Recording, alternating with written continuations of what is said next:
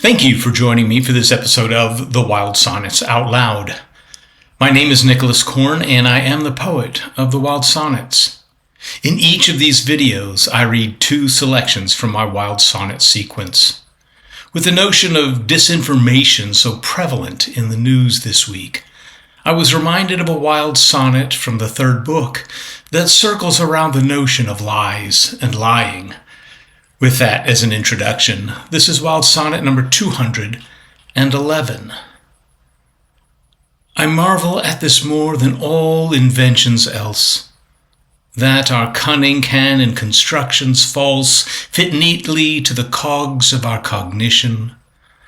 Whatever lies we choose to speak or hear were meant to make the grinding of the gear seem as unrigged and real, and turn intact the actual and hallowed into a hollowed act.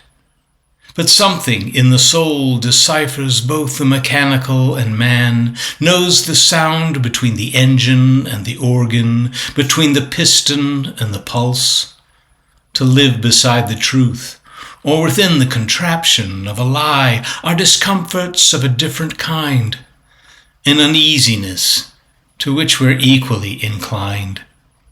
And that was Wild Sonnet 211 from the Wild Sonnets, Volume 3. In relation to this, I also thought of a wild sonnet from the fourth book that offers a brief interrogation on the notion of words and language and how they can be deployed for intentions good and not so good. This is Wild Sonnet number 342. What is our speech but an armor made of air? And all our arguments, artillery forged with rivets of the wind.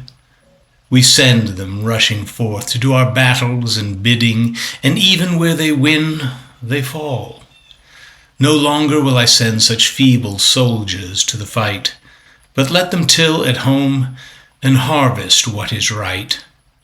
There let them plant the crops of praise and pardon, which succulent and lush can feed a nation wandering in need.